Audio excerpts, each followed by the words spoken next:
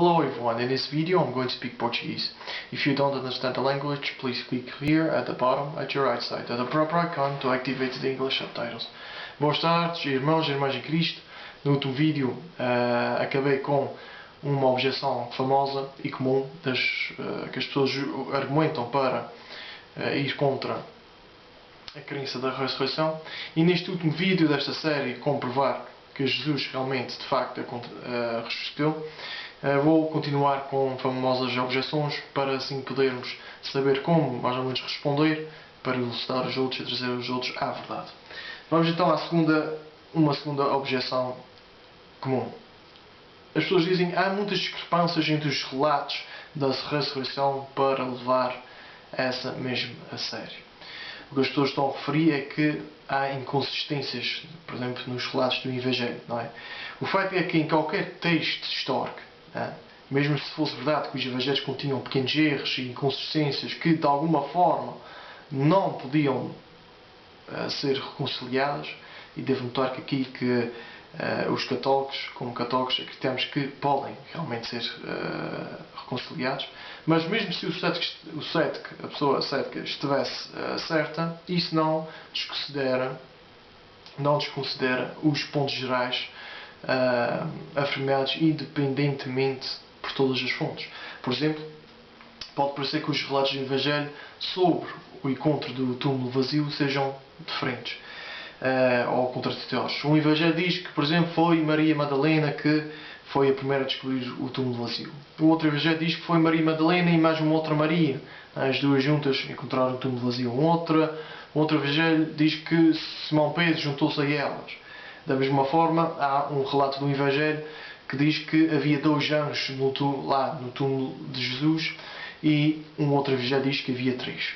Portanto, as pessoas podem, no meio disto tudo, dizer: mas não será um sinal que realmente os Evangelhos não são confiáveis?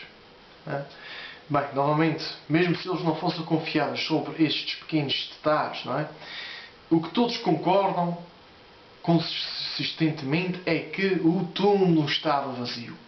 E isto aqui é o nosso facto histórico-chave. Quem descobriu o túmulo ou quantos anos tinham, isto é para além do ponto principal. Independente de quaisquer pequenas discrepâncias, e novamente quero aqui salientar, não há, são discrepâncias aparentes, não são contradições reais. Não é? Todas as fontes concordam com pelo menos os 3 fatos que tenho aqui mencionado e focado nos últimos vídeos, que é o túmulo vazio de Jesus, as aparências de Jesus após a sua morte a muitas pessoas e o surgimento repentino e forte da religião cristã, não é? Em que os discípulos estavam convencidos que Jesus realmente ressuscitara dos mortos. Esses factos são confirmados por múltiplas e independentes fontes e devem ser levados a sério, mesmo que haja algumas pequenas discrepâncias em outros lugares. Então, quando alguém estiver argumentando com estes detalhes, não é? Diga-lhe que mesmo que haja pequenas discrepâncias, os principais factos são bem atestados. Não é? Isto são os factos que eu falei. Ok, então vamos a uma terceira objeção comum.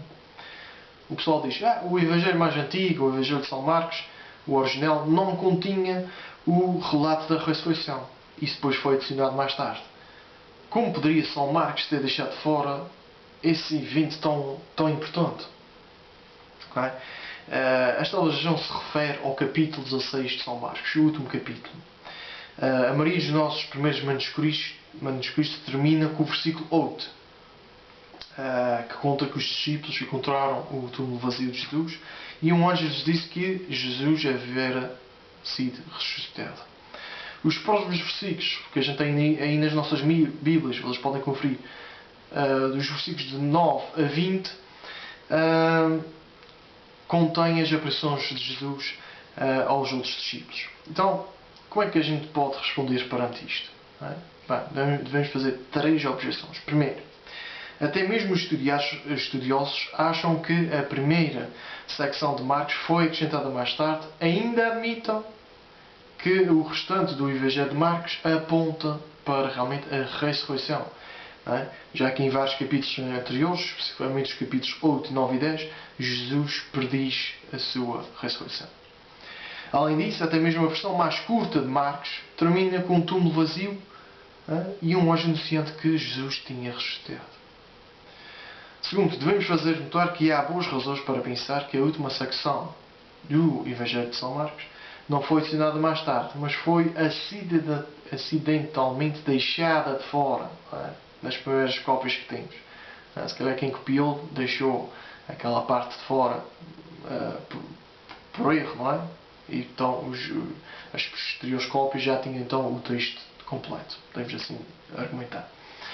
E, portanto, não vou entrar aqui em mais detalhes, mas uma teoria comum diz que alguns manuscritos não tinham esse final porque, por qualquer razão, a página foi perdida, danificada, e futuras cópias feitas daquele manuscrito não sabiam disso e simplesmente copiaram o que viram. Não é isto, não vou entrar em mais detalhes mais do que isto. Isso pode explicar porque alguns manuscritos antigos continham essa parte e outros não. Vocês podem ver, não é? Podem realmente ver que essa parte pode ser verdade. O terceiro ponto que devemos apontar é que a ressurreição não depende apenas do final do Evangelho de São Marcos. Não é? É afirmado nos três Evangelhos e também nas cartas de São Paulo. Não é? Até são todas mais detalhadas e são ainda datadas antes do Evangelho de São Marcos. Portanto, essa é a resposta final. Mesmo que São Marcos não falar sobre a ressurreição, São Paulo fala e fala sobre isso muito antes de Marcos. Ok, vamos então dispersar a uma última objeção. A objeção é o seguinte: eu não acredito que Jesus ressuscitou dos mortos porque é simplesmente impossível que isso aconteça. É uma história um bocado exagerada. Bem, agora se alguém disser algo assim, temos que investigar um pouco mais para descobrir exatamente o que é o cerne da questão. Geralmente é uma das duas coisas. Primeiro, ou essas pessoas pensam que já que não temos outro exemplo de alguém vindo dos mortos, ressuscitado dos mortos, fazendo assim incrivelmente improvável e difícil de acreditar. Ou então pensam que os milagres são simplesmente impossíveis e esse caso é impossível que Jesus milagrosamente ressuscitou dos mortos. É um desses casos, normalmente, que as pessoas têm em mente. Se for o primeiro caso, podemos realmente concordar com eles, não é? Porque é verdade que nada semelhante aconteceu antes, não é? Nada com a ressurreição de Cristo, não é? Ou desde então. Mas isso não significa que um evento impossível apenas torna raro e único, que é exatamente o que os cristãos também acreditaram.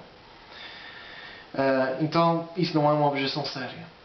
Dito isto, quando explicamos o contexto da ressurreição de Jesus, incluindo suas reivindicações de ser Deus e suas profecias, que ele ressuscitaria dos mortos, a ressurreição torna-se muito mais provável, pelo menos numa perspectiva probabilística.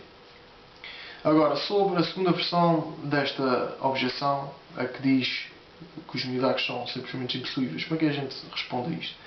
A única coisa que eu encorajo, delicadamente, é dizer: interessante. Bem, mas porquê que achas que os milagres são impossíveis? Vocês que façam essa pergunta a essa pessoa. Fazer esta afirmação é apresentar uma visão filosófica, uma que diz que os milagres são impossíveis, e tal visão exige razões e apoio. Não é? Tem que ter suporte nisto. A pessoa passamos a bola para o campo dela. Não é? E vamos ver o que a pessoa depois então diz. Se a pessoa achar que os milagres são impossíveis, então peço-lhe que forneça razões e apoio para que isso seja verdade. A chance de que as pessoas conseguirem defender isso são realmente baixas. Em muitos casos, descobrirás que esse tipo de objeção baseia-se apenas em resistência emocional. Algo dentro delas lhes faz sentir estranhos sobre essa ideia de que Jesus tenha sido ressuscitado dos mortos. Não é? É realmente isso. E tudo bem, a chave é ajudá-los a perceber isso, a ver que a resistência deles não é baseada na lógica ou na razão, mas só mesmo realmente nos seus sentimentos. Não passa disso. E sentimentos podem se separar. Ok, então digo eu, essas são boas respostas a estas 4 das melhores objeções à ressurreição de Jesus. Espero que este vídeo e os outros desta série